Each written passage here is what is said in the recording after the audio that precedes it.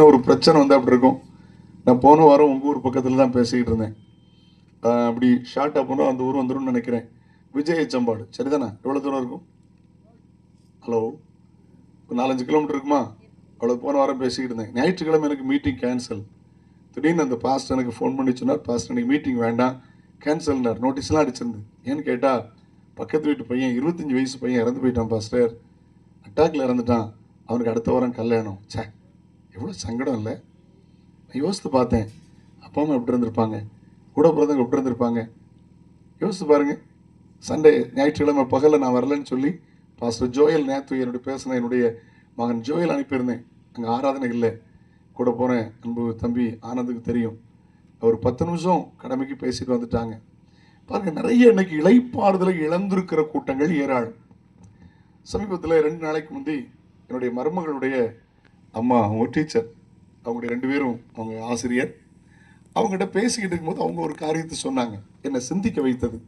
அவங்க சொன்னாங்க, எங்கள் ஸ்கூல் பக்கத்தில் ஒரு வயோதிப தகப்பனார் இருந்தார். ரொம்ப நாளாக நாங்கள் கவனித்தோம், யாருமே வரல. அவரை தேடி யாரும் வரல. நாங்கள் காஃபி வாங்கி கொடுப்போம், நாங்கள் பன் வாங்கி கொடுப்போம், நாங்கள் பிஸ்கட் வாங்கி கொடுப்போம். ஒரு நாள் ஒரு டீச்சர் வாங்கி கொடுப்பாங்க, ஒரு நாள் நான் வாங்கி கொடுப்பேன், ஒரு நாள் நானே கொண்டு போவேன், சில நாள் பிள்ளைகளை அனுப்புவோம். இப்படி மாறி மாறி நடந்துக்கிட்டே இருக்கும். ஒரு நாள் நாங்கள் 2 டீச்சர் யோசித்தோம், இவருக்கு யாருமே இல்லை, ஒருத்தருமே இல்லை, பாவம், இவர் இங்கே இருக்கிறத விட நல்ல ஒரு முதியோர் இல்லத்தில் கொண்டு போய் அவரை சேர்த்துடலாம் அப்படின்னு தீர்மானம் பண்ணி அவங்க திருமங்கலத்திலேருந்து ஒரு ஆட்டோ எடுத்துட்டு அவங்க நேராக தேனி பக்கத்தில் ஒரு இடத்துக்கு ஒரு வண்டி எடுத்துகிட்டு போயிருக்காங்க. அது, ஐயா எங்கம்மா கொண்டு போகிறீங்க, நீங்கள் ஹாஸ்பிட்டலில் சேர்க்க போகிறீங்களோ அப்படின்னு கேட்குறாரு. ஆமாம் ஐயா, உங்களை நாங்கள் மருத்துவமனையில் சேர்க்க போகிறோம், நீங்கள் வாங்க அப்படின்னு. கவனிங்க, கடைசியாக நல்ல அழகான ஒரு முதியோர் இல்லத்தில் கொண்டு போய் சேர்த்தாங்க. அவங்ககிட்ட சொன்னாங்க, நாங்கள் ஆசிரியர், இத்தனை வருடங்களாக இந்த ஐயா அங்கே இருக்கிற நாங்கள் பராமரித்தோம், இனி ஒருவேளை எங்களால் கவனிக்க முடியாமல் ஆயிரும், அவருக்கு யாருமே தெரியல, ஒரு அனாதை, யாருமே அவரை பார்க்க வரல, நாங்கள் எழுதி தரோம், இந்த ஆசிரமத்தில் அவரை சேர்த்துக்கொள்ள. அவங்க சொன்னாங்க, நீங்கள் எழுதி தந்துட்டு போனீங்கன்னா அதுக்கப்புறம் உரிமை பாராட்டக்கூடாது, திருப்பி இறந்தா கூட நாங்கள் சொல்ல மாட்டோம், நாங்கள் எல்லாம் பண்ணிக்கிறோம் சொல்லிட்டு வரும்போது அந்த ஐயா கையில் இருந்து ஒரு பையை கொடுத்தாரான். டீச்சர்மா, இந்த பையை கொஞ்சம் வச்சுக்கிடுங்களேன், நீங்கள் வச்சுக்கிடுங்க அப்படின்னு. கேஷுவலாக இவங்க என்ன இருக்குன்னு திறந்து பார்த்தா சொல்கிறாங்க, அண்ணே அந்த பைக்குள்ளே கட்டாக பண்ணோன்னே அவர் கிடைச்சதெல்லாம் வச்சுருக்காரு. அப்போ அந்த ஆர்ஃபனேஜில் உள்ளவங்க சொன்னாங்களாம், நீங்களே எண்ணி கணக்கு ஒப்பிச்சுட்டு போங்க, நீங்கள் தானே கொண்டு வந்தீங்க, அவருக்கு என்ன உடைமைகள் இருக்கிறது, என்ன பணம் இருக்குதுன்னு. அவங்க சொன்னாங்க, நாங்கள் ஒரு மிஞ்சி போனால் ஒரு 10,000 ரூபா இருப்போம், என்ன முடியல, எல்லாம் 10 ரூபா 20 ரூபா கைக்கு உழைச்சி போச்சு. நான் சொன்னேன், எவ்வளோ இருந்தாலும் சரி ஐயா ஒப்படைச்சிட்டோம், நீங்கள் பார்த்துக்கிடுங்கன்னு வந்துட்டோம். யோசிச்சு பாருங்கம்மா, பணம் இளைப்பாறுதலை கொடுக்கல, பிள்ளைகள் உண்டா தெரியாது, பேர பிள்ளைகள் உண்டா தெரியாது, தெருவிலே உட்கார்ந்துருக்கிறாங்க. இந்த அம்மா உலகம், மனுஷன் கைவிடுவான், புருஷன் கைவிடுவான், பெற்றோர் கைவிடுவார்கள், எல்லாரும் கைவிடுவார்கள், இயேசு கைவிடவே மாட்டார். அல்லேலூயா. மனிதர்கள் எல்லாரும் மரித்து போனார்கள், எல்லாருடைய கல்லறையும் பார்க்கறதுக்கு பளபளான்னு இருக்கு, ஆனால் ஒரே ஒரு கல்லறை மட்டும்தான் பளிச்சுன்னு திறந்திருக்கு, அது இயேசுநாதருடைய கல்லறை மட்டும்தான். அல்லேலூயா. ஒரு மனுஷன் இந்த வார்த்தை சொன்னதில்லை, இனி சொல்ல போறதில்லை. இந்த வார்த்தை சொன்ன ஒருவர் இயேசு மாத்திரமே. மரித்தேன், ஆனாலும் இதோ சதா காலங்களிலும் நான் உயிரோடு இருக்கிறேன். உயர்த்தி அலையிலே சொல்லுங்களேன். அல்லேலூயா. ஒரு இளைப்பாறுதல் நல்லா புரிஞ்சு, இங்கேயும் உங்களுக்கு நல்ல இளைப்பாறுதலை தருவார், நல்ல ரெஸ்ட் தருவார், பரலோகத்துக்கு போகும்போதும் ஒரு மெய்யான இளைப்பாறுதலை தருவார். இதுக்கு என்ன செய்யணும் அப்படின்னு 7 காரியங்களை எளிமையாய், ரொம்ப எளிமையாய் உங்களோடு பகிர்ந்து கொள்ள வேண்டும் என்று விரும்புகிறேன். கர்த்தர் நல்லவர். கையை உயர்த்தி அலையிலே சொல்லிடலாமா? நேற்று என்னுடைய மனைவி கவனித்தாளான்னு தெரியல, நேற்று எனக்கு ஒரு 5 ப்ரோக்ராம்.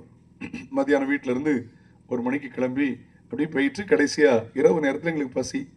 5 கிராமத்தில் ஒரு ஹோட்டலில் சாப்பிடலான்னு கூப்பிட்டு போனேன். அங்கே ஆப்பம் நல்லா இருக்கும், என் மனைவியை கூட்டிகிட்டு போனேன். என் கூட ஒரு டிரைவர் உண்டு.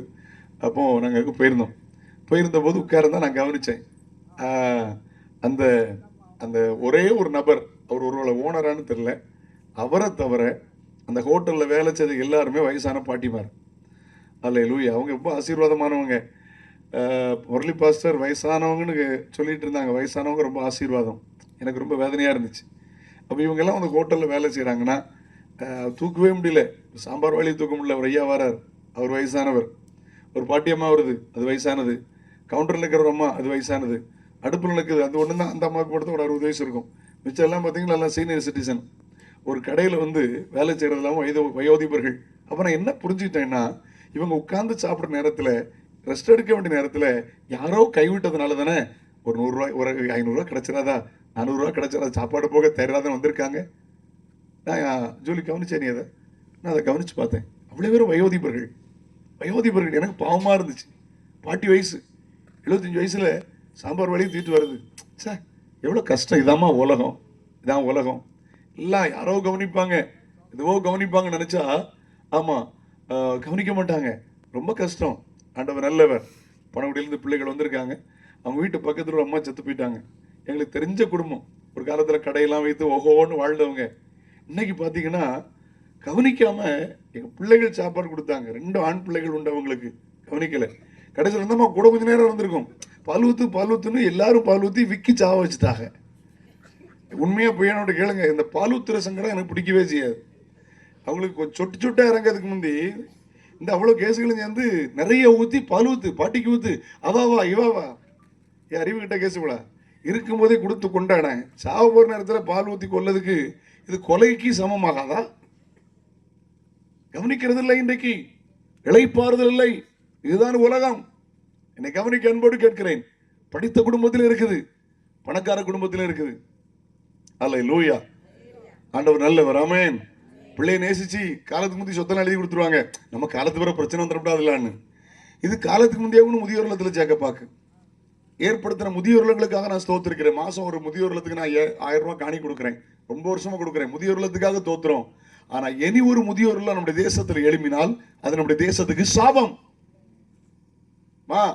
முதியோர் இல்லத்தில் போய் பிரியாணி சாப்பிட்றத விட பிள்ளைகள் வீட்டில் தாய் கஞ்சி குடிப்பது ஆசீர்வாதம்.